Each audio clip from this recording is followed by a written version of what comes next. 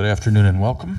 This is a special meeting of the Sunshine Ordinance Task Force called for Wednesday, July 21st, 2010 at 5 p.m. and beginning at 5:49 p.m. Roll call, please.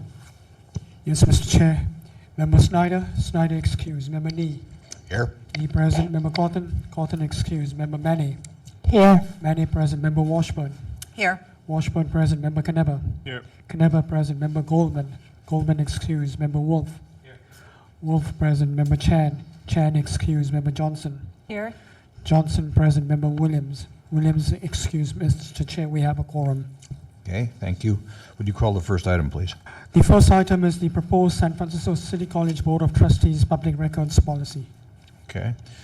The first thing I think we have to decide is whether we want to put out any kind of formal statement from the entire task force or merely kind of go through section by section, jot down a few notes, and send it to them that way.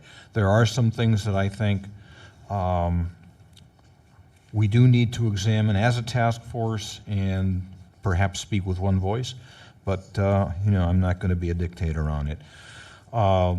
Perhaps what might be the best idea at this point is for each of us to highlight what you feel are the most important things that need a look. So have all of you had a chance to go through it? Is there anybody who's not had a chance to go through it? Not had the chance to go through it. Okay. If any of you has any areas that you think need our attention, really strongly need our attention, that's I guess the first question. Anybody?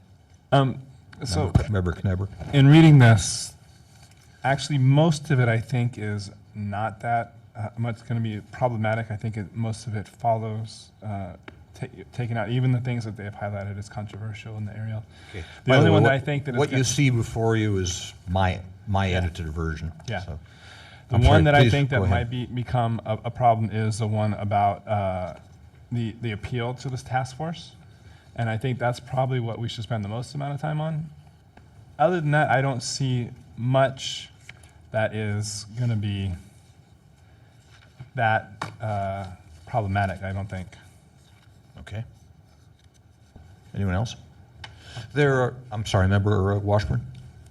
There were a couple of sections at the end that I thought were curious and was wondering why they were in this document. Beginning at T, lobbyist on behalf of the district, section T on page 17. 18. And there's another U, calendar, district staff leaders, V, sources of outside funding. Just I don't think that they. didn't seem like they belonged in the document, but I didn't have any objection to them.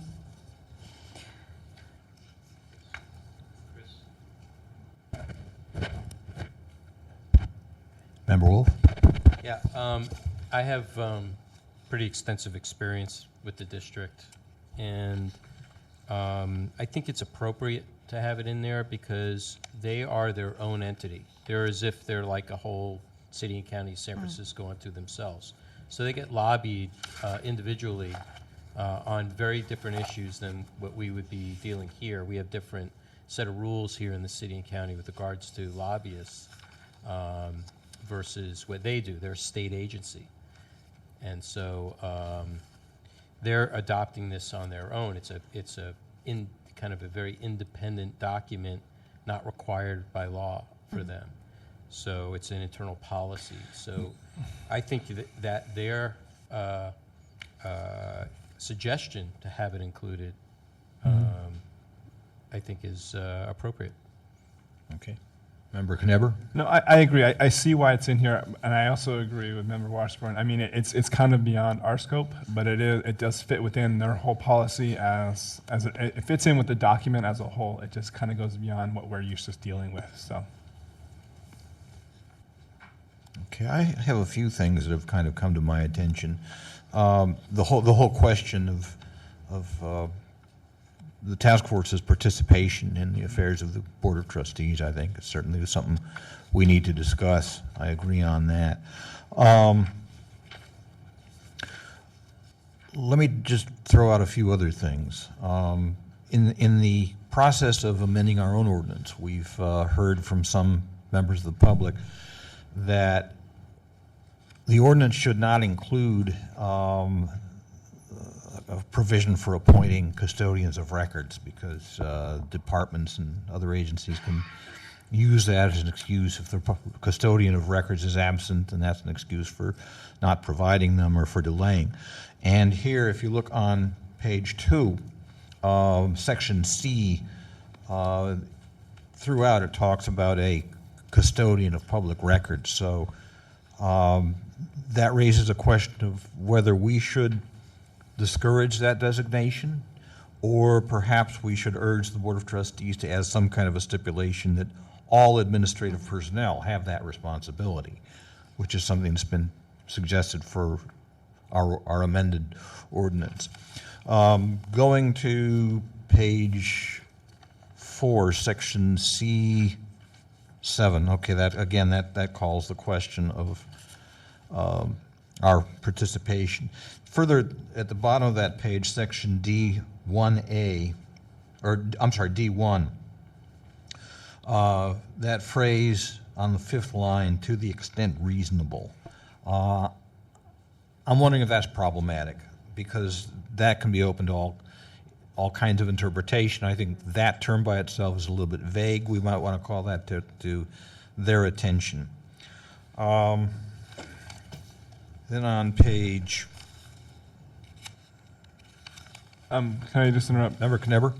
So, just to make sure that I understand you, you just have problem using the idea to the extent reasonable under the circumstances, right? That whole thing, not just the extent reasonable. So, I'm not saying this is what you want to do, but a suggestion would be just to strike from to all the way to circumstances, to the extent reasonable under circumstances. Do all of it. Okay.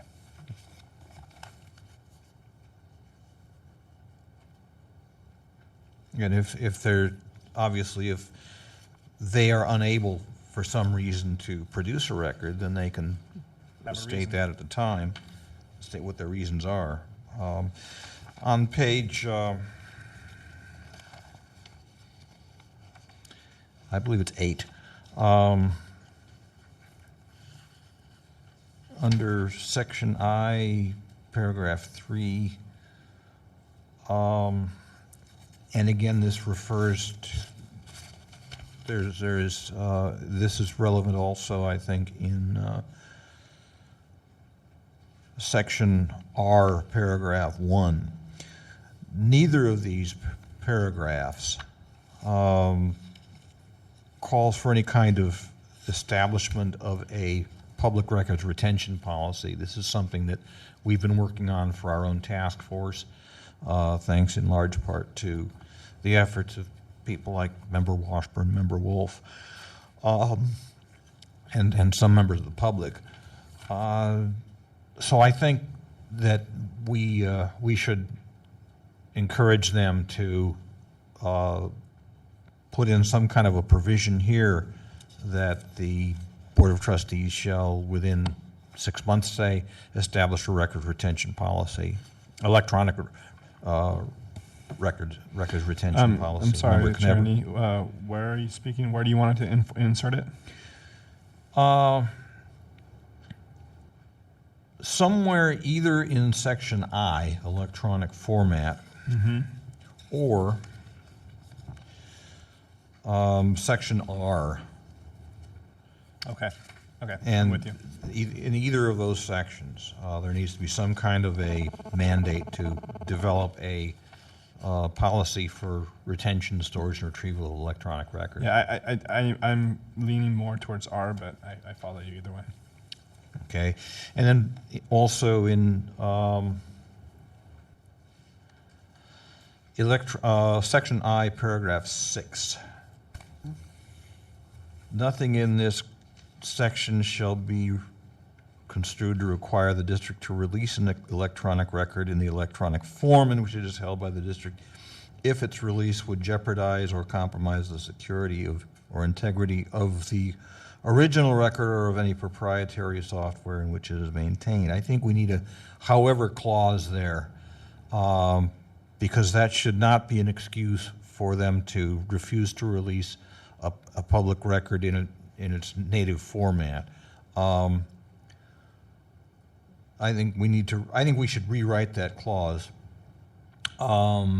because where there is particularly, I think, where you have a Word document or Microsoft Excel, and there are metadata in there that they don't want, for some reason they think it's exempt or prohibited from disclosure. We need to make clear that, they need to make disclosure the default, and that where non-disclosable information is included, there is software available to separate that out. So that needs to be rewritten. I'll be happy to undertake the task of rewriting it if that's, unless someone else wants to do it. Let's see. Can we go back to paragraph 3 in that section? Nothing in this section shall be construed to require the district to reconstruct a record in electronic format if the district no longer has a file. So for that one, I assume, that's why I'm asking, is that you just would like to change the end of that from the if to in electronic format if it doesn't exist already, or something along that line, and strike the end of it? So change it to something like, nothing in this section shall be construed to require the district to reconstruct, or to, no, I guess, never mind, I read that as construct. Never mind, strike that. Okay, thanks.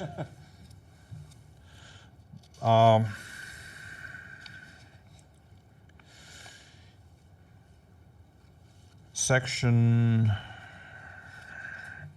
Chair? I'm sorry, Member Wolf? Yeah, I just wanted also to go back to,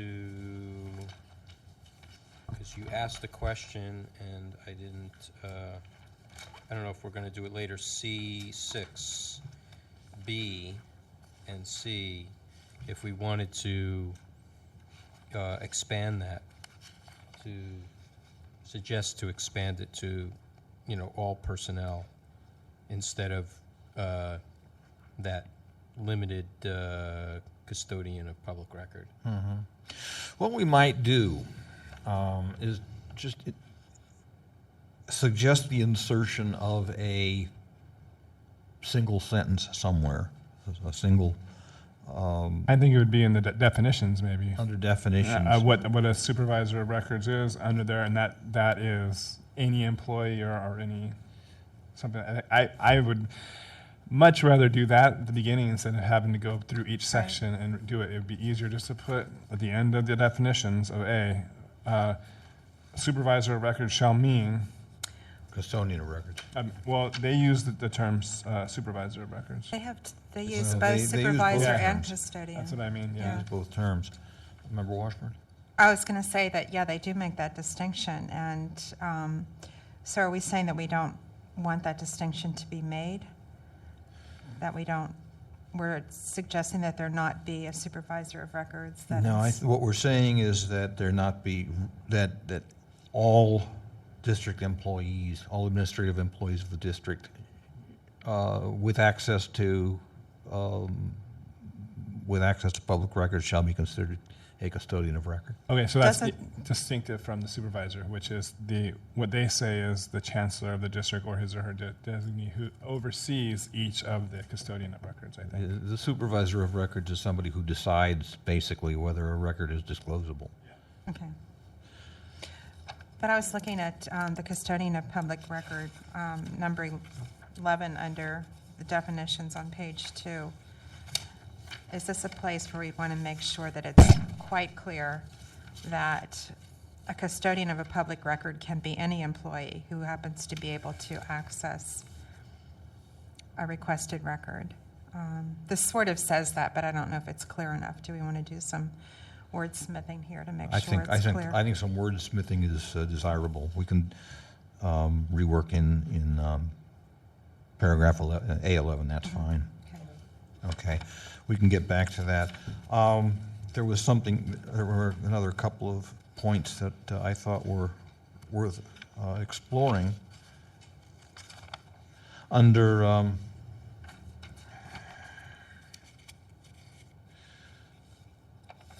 Section K, paragraph 4B for beta, talks about requests for proposal, requests for quotations. It doesn't mention anything about requests for quotes or bids, or there are other kinds of request qualities, and we might want to encourage them to include those other request categories. Why? My wolf?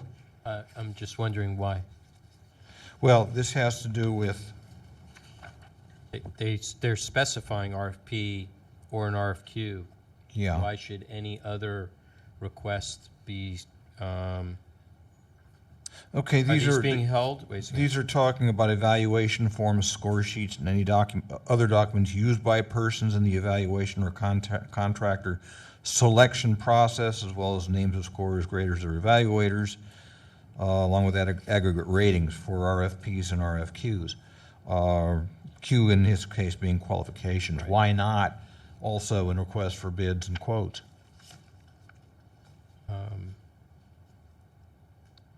No, is there, I don't know. Can you tell me what that is? I don't know what that is, a request for quote. Well, I think a request for quote is basically a price quote, isn't it? So that would be the district, like, sending out a request for a quote for like a business machine or something like that? Something like that, yes. For Okay. Yeah. All right. How about saying or any other requests?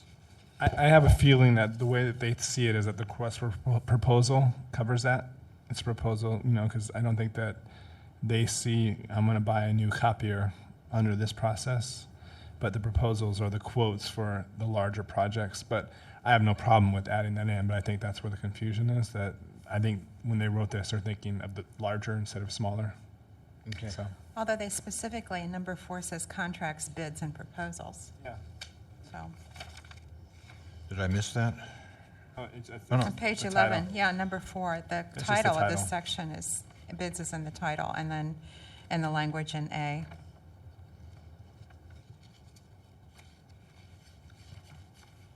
Yeah, I don't think they deal with, I mean, if you want to look at, like if they're, I don't know, I can't give an example because when they would actually do an RFP if they're going to be making a purchase, and that would be, they would put in the, kind of the description of how much they're budgeted for this particular thing, and so I'm not sure. I would just maybe expand it by saying, or any other requests, any other requests.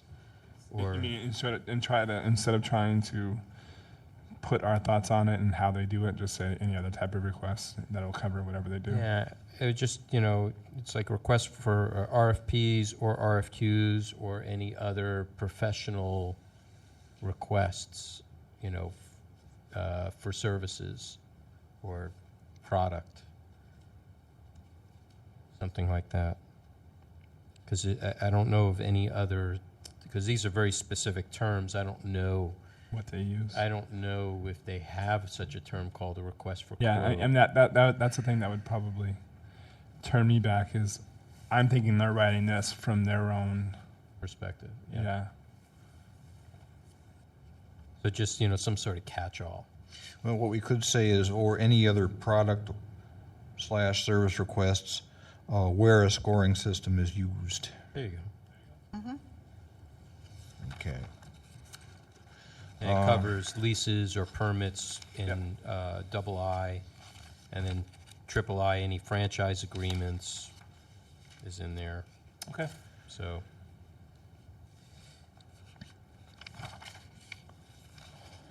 Good.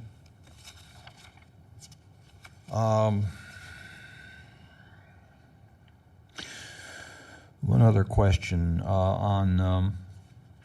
in section section U, calendars, I've proposed adding the term all administrative department heads. Also, we might want to consider whether calendars of trustees should be required as well. Now, the trustees are kind of in the same, in some respects, in the same boat we are. The trustee is not a full-time job, as a member of the Board of Supervisors would be. So maybe we don't want to. I would lean that way. I would lean that way because trustees are not although they are putting in and making decisions, that's not their full-time position. Right. So it's kind of difficult to, it's kind of trying to get them to parcel out their time. And I think it's a little bit cumbersome and hard to do for us. Member for them. Wolf. I would disagree that to equate the Board of Trustees like us. I would equate them more to like the Board of Supervisors. They're public elected officials. They may not get paid, but they're like school district officials. Get paid. Well, they get a stipend. Yeah. Yeah. They do get some compensation.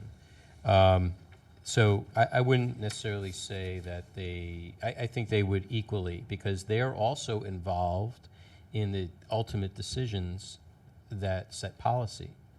So if there is communications between an external party and the trustees upon making a decision for a contract or in dealing with an RFP or RFQ process, I think that absolutely should be disclosable too.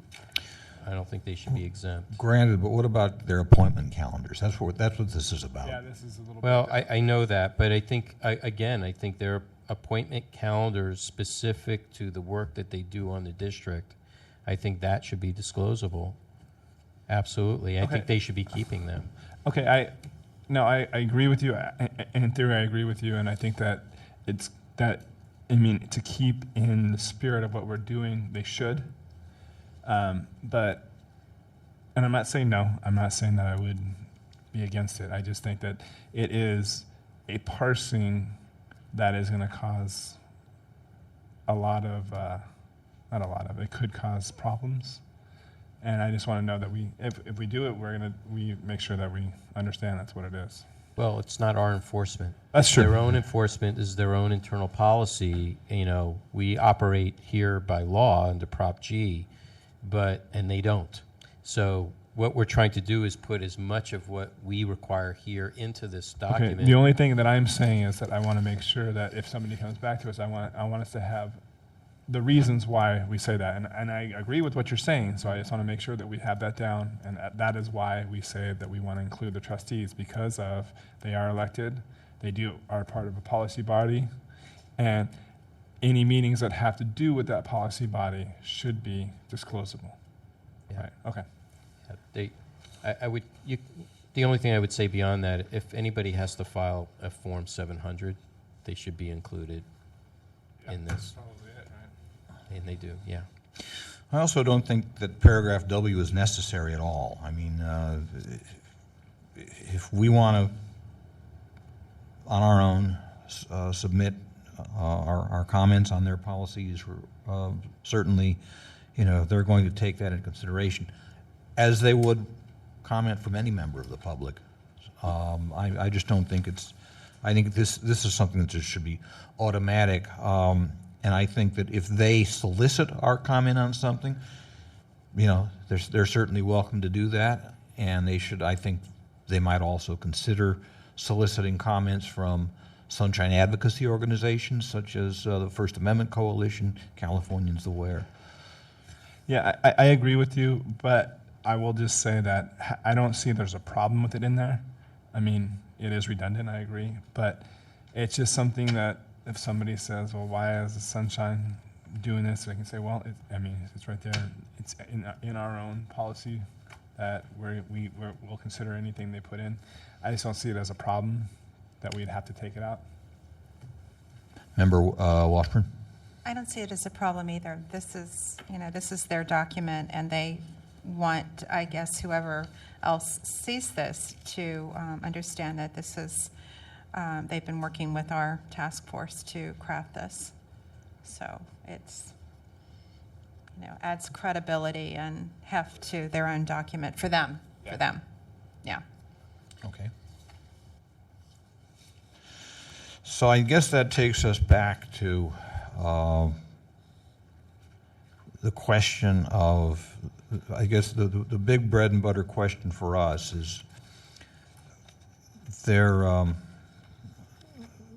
wanting to draw us into their day-to-day sunshine decisions. I personally have some reservations about it. I think that that's an area where Mr. Rustum also might want to comment. It's unfortunate that Member Stokes is not here because I think she could also provide some valuable insight. Mr. Comstock, I'm going to take a little break here. Mr. Comstock, is there anything, you've been waiting very patiently. Okay, is there anything that you wanted to draw to our attention? There's no time. I have a meeting at 6:30 that I have to be at, which is the new Target building in our neighborhood. And Ross Mercarini called it without telling any of us till last minute. So I'm sorry that that's come up against this, but there's a lot of things that I think that we need to talk about. I'm sorry that we don't have time to talk about it. First off, I want to thank you for considering this, and it's very important. We've been 6-7 years in doing this now, and it's time to get it done. There's a change on page 4. 5C should be 5D. That is a typo. Or 5E should be 5D. It's a typo. Other than that, now, when I say now is the time to do this, we have the votes at the Board of Trustees to pass this finally, and the political landscape is such that they're going to pass it. So I think we have a wonderful opportunity right now. The good thing about it is that it's amendable by a vote of the Board of Trustees. It doesn't have to go to the voters to be amended like our Sunshine Ordinance does. So we don't need to be so particular about it. I think it's important just to get the thing done. The bones of contention are the things that are highlighted in Arial bold that you see. And those are the ones that I think your guidance would be the most helpful on. Remember that the meat of the whole Sunshine Ordinance is the balancing test, 6254, 6255. On page 13, you'll see that it's quite extensive, that they took the whole thing, and so far it looks like that's going to sail through, that the balancing test is going to be out. That was the biggest battle that we've been waging for 7 years with them. And that's the meat of the thing, and I'd just love to get that passed right now. Please be careful not to try to make this stronger than the Sunshine Ordinance is. For example, the Board of Supervisors don't have to provide calendars, so why would the Board of Trustees have to provide calendars?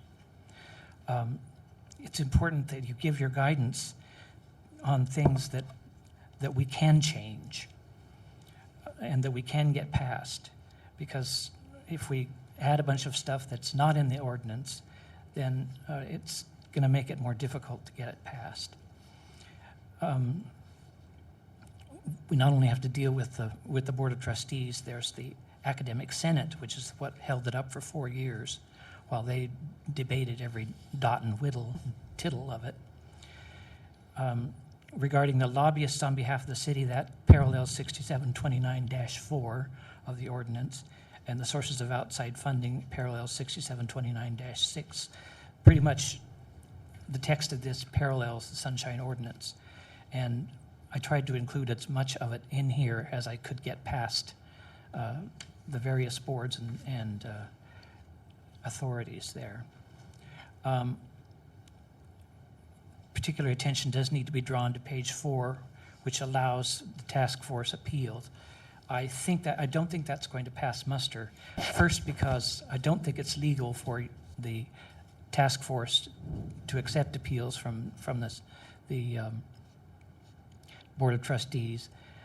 When I was writing this, I was under the impression that it would be, but a careful reading of 6732 says that it's the job of the task force to encourage sunshine and to work with other organizations to bring sunshine. But it doesn't say that they can file an appeal with you.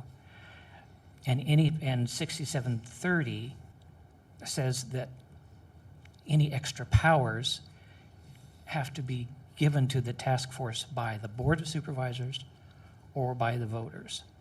So you would have to get that passed. If you were going to take appeals, it would have to go through the Board of Supervisors to get that power added to the task force. So those are my thoughts, and I appreciate the opportunity to bring those to you.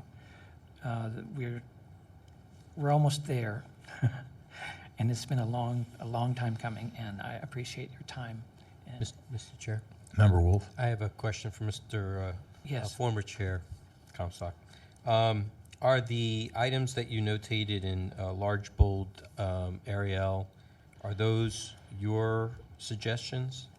No, those were what were the items that were brought up at the last meeting of the Trustees. Board of Trustees after Trustee Greer submitted this.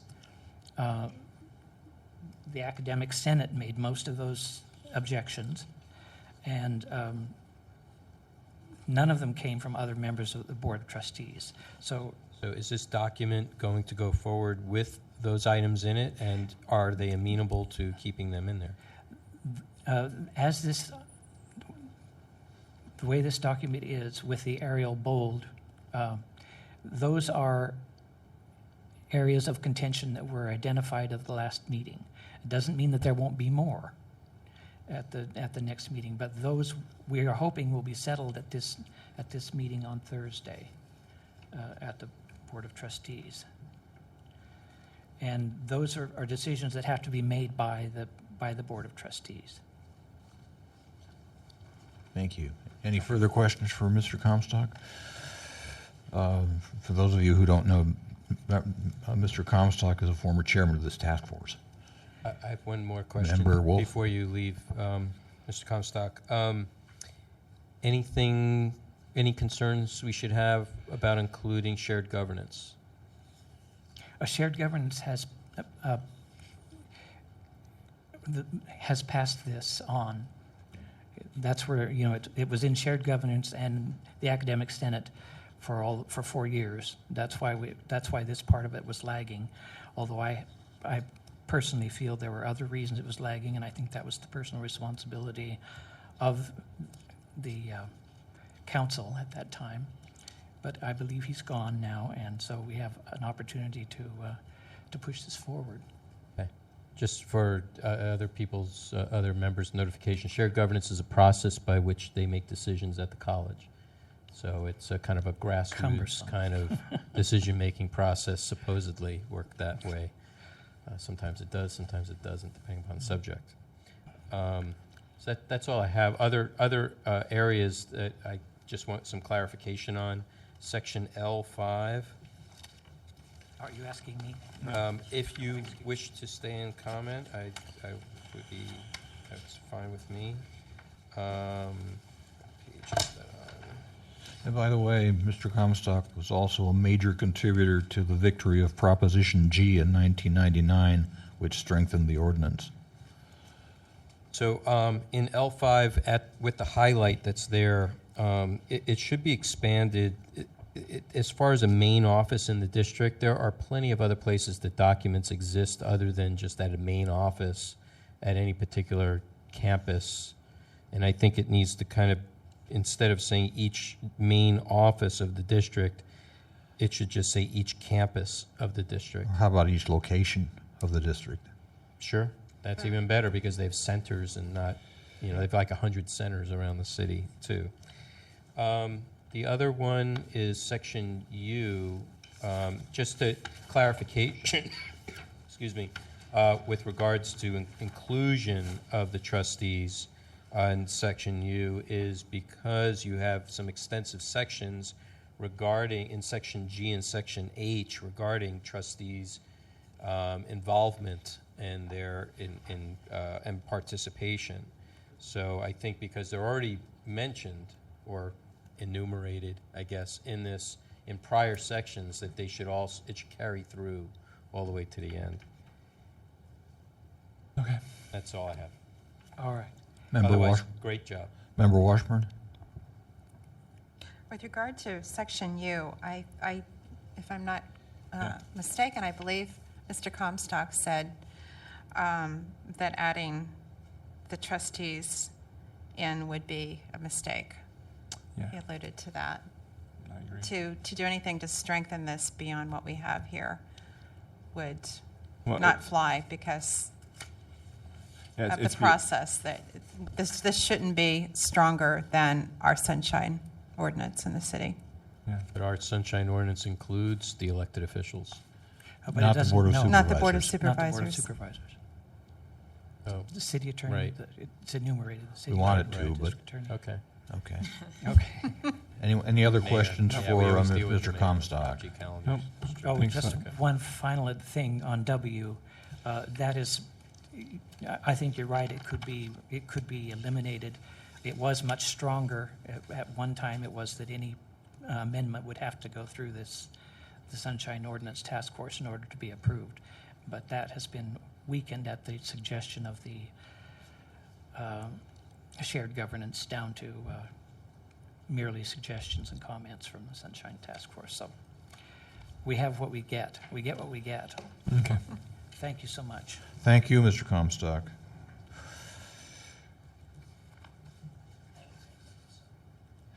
What, You will be sending some kind of communication, I assume, with your changes. we will send some kind of a communication suggesting changes to what they have, yes. And we'll be glad to copy you on it if you wish. Okay, noted. Getting back to the question of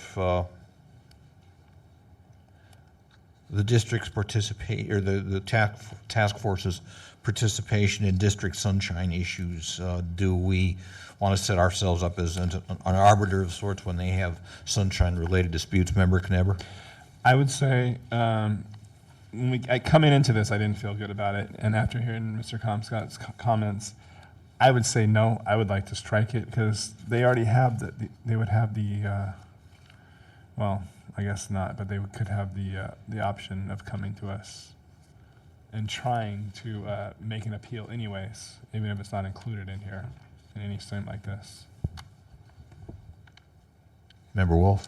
Yeah, I think it would be an interesting exercise, first of all, and if it's not necessarily precedented and they want to create a precedent and we're able to manage it, then I tell you, supervisors would love it because they have, at times, are at odds with the district and they can't get information from them. So if there is some way, like they have a joint committee with the school district and community college. I don't know if they have it with the community college district, but I know they have it with the school district, and that's their only way of getting kind of direct information from other elected officials. So, and that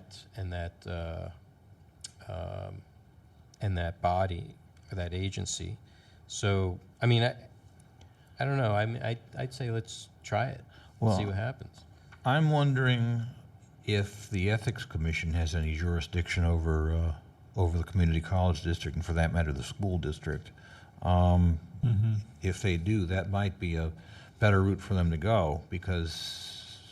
But do we want them to be doing sunshine work? That's not really their scope. It is, sunshine work is part of the Ethics Commission scope, yes. Okay. Well, I mean, correct me if I'm wrong. I just don't think that we need to set up, and this is just saying, I mean, this opens it up to say that any decision they make can be appealed. technically, any decision they make about releasing a document can be appealed to us. It's called the complaint process, right? So I don't think this needs to be laid out like this. I don't think it needs to be opened up like this. Well, there's also, Member Johnson. Just in response to what you said is that if it is laid out like that, then, I mean, if you want the people to be able to come here, it doesn't say, it says you can appeal, that would help you decide jurisdiction. Rather than arguing about it ourselves, we would say they have jurisdiction. So if you go with Member Wolf's suggestion that it might be an interesting exercise, and I mean, they can take it out if they want, 'cause it's kind of an odd, when I read this, the one thing that struck me, although I don't know what you would do about it, is that you ask for a record based on this, and the chancellor or his designee decides whether or not it's a public record, and then that's who you appeal to. You know, it's kind of a circular system that they're setting up. So by leaving that in there, it does offer some,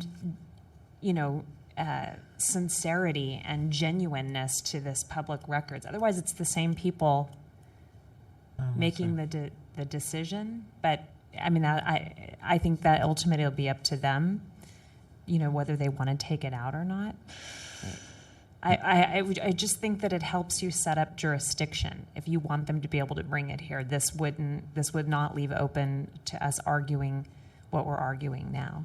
Okay, well, let me just throw a couple other things in, and I want to bring in Mr. Rustum on this too, because there is a question of the administrator's workload. Do you feel, Mr. Rustum, that this would make your job too burdensome? If Yes, Mr. Chair. you do, Yes, I do. okay. And it might also, remember our own workload hits peaks and valleys. And there are some meetings, I think our last regular meeting, we were here till just before 11 o'clock. This is going to, at times, this is going to be very burdensome on the task force. Plus, there's also, I think, the legal question that Mr. Comstock raised, pertinent to Section 67.30 of the ordinance. The district here the college district here is proposing that basically that the task force's rulings in their sunshine disputes be binding, all right? And this may be in direct violation of 67.30, which says expanded powers of the task force need approval by the voters or by the Board of Supervisors. So, we could ask the supervisors to give us that expanded power. We could propose it to them, but just from a strictly practical matter, I tend to lean against it.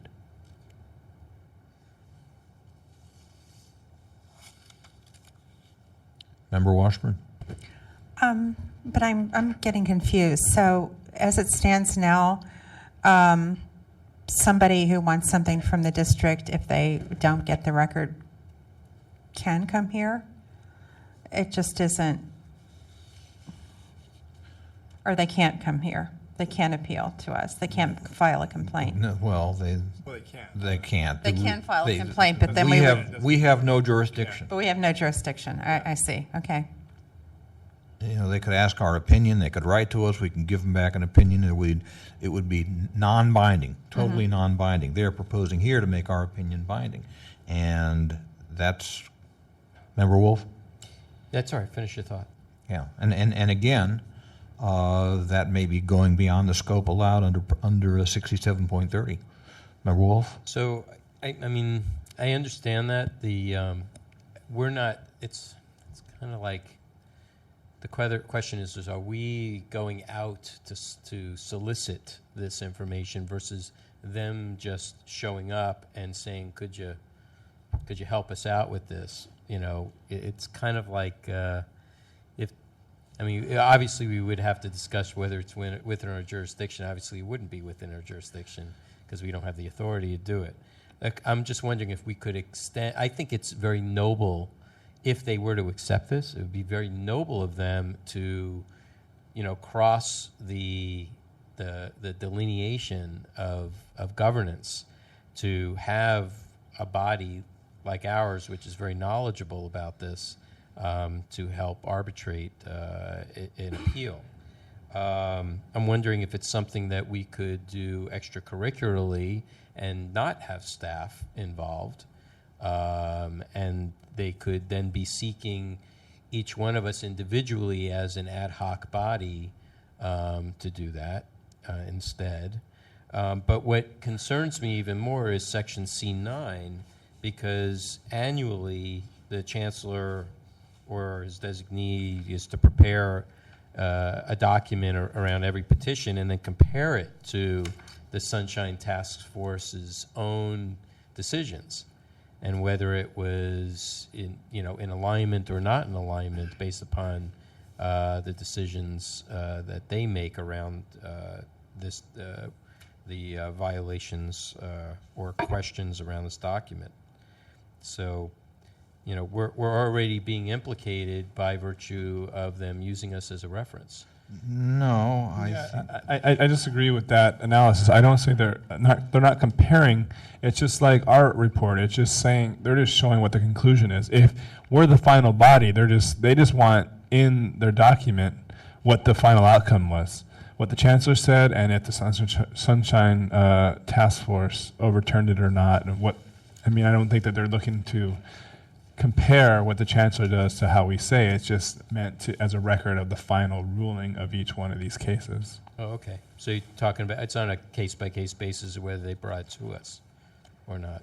So that means if you want to exclude that other section, you'd have to exclude this section. I think you just have to exclude that sentence of this section. The report shall identify for each petition at least the record sought, department where the records are located during the ruling of the chancellor designee, and whatever the outcome of any appeals process. whether any ruling was reversed by, or was overturned. Take out the part where it says reversed by the San Francisco Sunshine Ordinance Task Force. And Take out everything between the and force. Yeah, reversed or overturned by a court and whether directions given by a custodian. So it's basically just taking Or out take out everything section between reverse and 6E or. and then that part of that sentence.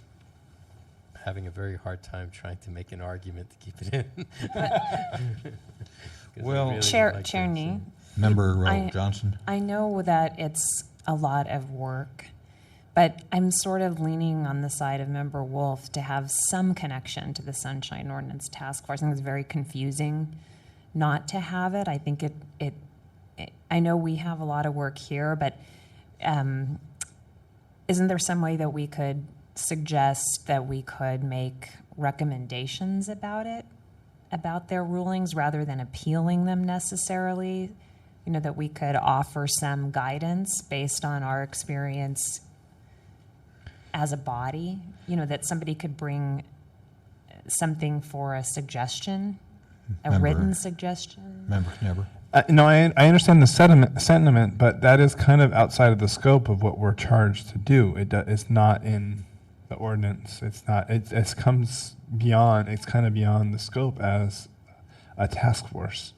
What we are doing now is providing them that, but doing it on a case-by-case basis is kind of. I mean, that's beyond the scope of what this task force is designed to do, because they are outside of the policy bodies that are designated in the ordinance. Member Wolf? I would say leave it in I'm there. I'm sorry. Go ahead. Member Washburn, then Member Wolf. Let me get my thoughts together. Okay. I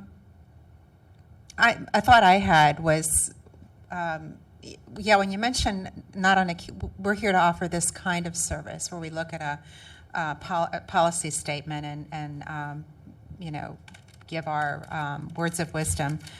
Yeah, it's one thing, but you're objecting to a case-by-case, hearing cases by cases, but I'm wondering, in hearing cases is where you often come to grips with policy implications, procedures, and so I've been wondering, would it be in the province of, say, the EOT to hear cases like this, where there's no hearing, there's no, you know, there are no judgments rendered, but just education and training?